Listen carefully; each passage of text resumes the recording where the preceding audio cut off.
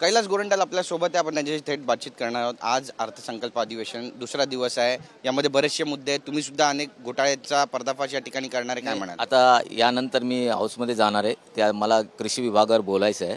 विशेष करून आमच्या भागात अतिवृष्टीचे पैसे आले नाही आणि दुष्काळाचे पैसे आले नाही, पीक विमाचे पैसे भेटत नाहीत। पण एक नवीन प्रकरण पीक विमा कंपनी आहे HDFC ॲग्रो इन्शुरन्स कंपनी, यांनी काय केले, काही दलाल लोकांना हातात धरलं आणि हातात धरून आमच्याकडे डाळिंबचं उत्पादन फार जास्त आहे।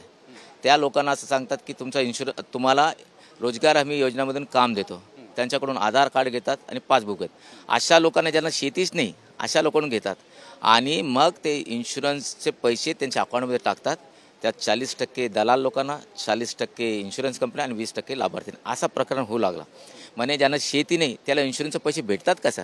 ज्या बिचारा शेतकरी शेती करतो त्याला इन्शुरन्सचे पैसे भेटत नाही, जो बोगस शेतकरी आहे म्हणजे ज्याच्याकडे काही नाही त्याला इन्शुरन्स देतात। पण राजकीय वरदहस्त असल्याशिवाय हे होणं शक्य नाही। मी तेच म्हणतो ना, आता 1-2 प्रकार नाही, 20,000 लोकांचा असा लाभार्थ्याने त्यांनी दिले आणि 20,000 लोकांचा बॉन्ड आहे आणि कोणत्या बँकमध्ये अकाउंट आहे, त्या दलाल कोण आहे त्याचं नाव माहीत आहे, बँकचे कोण अधिकारी आहेत त्यांचे नाव आहे आणि जे लाभार्थी त्याचंही नाव आहे।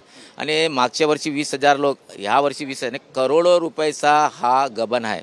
म्हणजे नाही म्हणून मागच्या वर्षी 10,000 कोटीपेक्षा झालेला नाही, यावर्षी 10,000 कोटी आहे। एक कुठं ना कुठं थांबला पाहिजे। मी आज हाऊसमध्ये बोलणार आणि सरकारला विनंती करतो, ते गेडामसारखा जे कृषी अधिकारी आहे जर वाटला तर मी त्यांच्याकडे समक्ष जाणार आणि त्यांना रायटिंगमध्ये देणार दलाल कोण आहे, इन्शुरन्स कंपनीचे कोण अधिकारी आहे आणि लाभार्थी कोण आहे मी दाखवून देणार। साधारण किती हजार कोटींचा हा घोटाळा आहे, याची व्याप्ती किती आहे? सध्या ॲट प्रेझेंट जे मी स्टडी करून आता आलो ते 10,000 करोडचं मॅटर आहे आणि मागेही 10,000 कारण डाळिंब फार मोठ्या उत्पादन आहे आणि जमीन इन्शुरन्स कंपनीवाले कधी इन्शुरन्स कंपनी झाले इन्शुरन्स केल्यानंतर जाऊन स्पॉटवर बघायचं ना की डाळिंब आहे की नाही आहे, काय नुकसान झालं आहे की नाही, ते काही जात नाही, डायरेक्ट नुकसान दाखवून पैसे घेतात, पैसे टाकतात। ते फार मोठा रॅकेट आहे आणि उघडला पाहिजे आणि मी आज बोलणार आहोत। मी आता नक्कीच एक दुसरा राजकीय प्रश्न तुम्हाला विचारायचा आहे। ज्या पद्धतीनं ठीक आहे, आपण पाहतोय या ठिकाणी मोठा आरोप केलेला आहे कैलास गोरंट्याल यांनी आणि त्यासोबतच याची मागणी जी आहे ते आता अधिवेशनामध्ये करणार असं सुद्धा ते म्हणतात। कॅमेरा पर्सन योगेश गुरवचा, गिरीश गायकवाड, TV9 मराठी, मुंबई।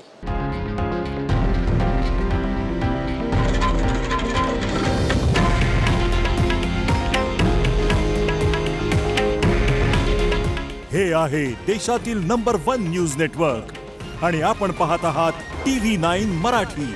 काळजी तुमची, हित महाराष्ट्राचं।